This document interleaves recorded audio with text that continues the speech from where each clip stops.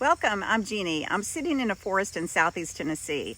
I'm surrounded by what looks like a carpet of green plants in every direction. Let's take a closer look. Wow, look at all those beautiful green plants covering the forest floor. They're carrying out photosynthesis, capturing energy from the sunlight, producing oxygen, and supporting life. And honestly, they are beautiful. Green is my favorite color.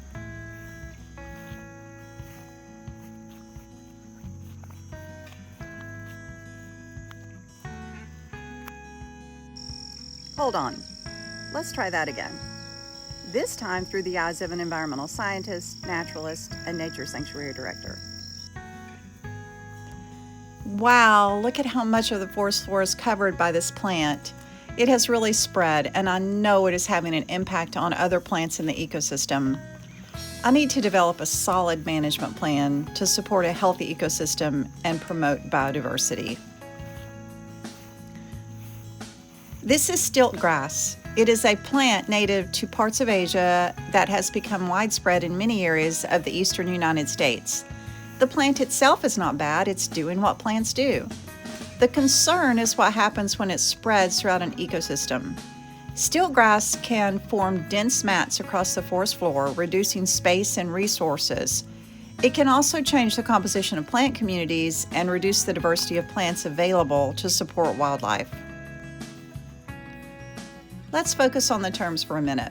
A native species evolved in a particular region and has long-term relationships with the other organisms there.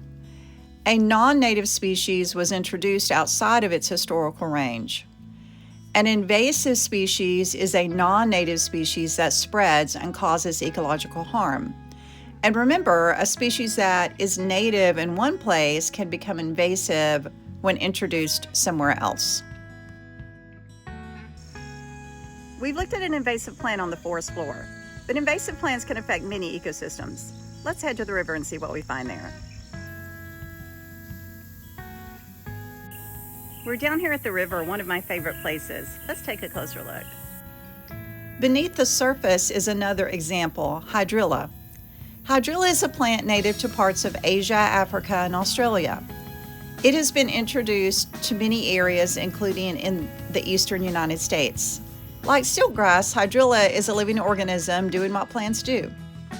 When it grows densely, it can form mats near the water's surface that affect light availability and alter habitat for aquatic organisms. But let's look closer. This plant is not a villain, it is a living organism doing what plants do. Under a microscope, we can see something amazing, chloroplasts. These tiny green structures capture sunlight and allow the plant to perform photosynthesis. This plant is carrying out basic biological processes. The question is what happens when this species spreads and interacts with the other organisms in an ecosystem. Understanding the complexity of ecosystems, including recognizing problems that exist, does not diminish the joy I feel spending time outside. It does motivate me to develop solutions. I'll explore more about invasive species, including other plants and animals, in future videos. Remember, you can enjoy being in nature wherever you are. And wherever you are, science belongs there.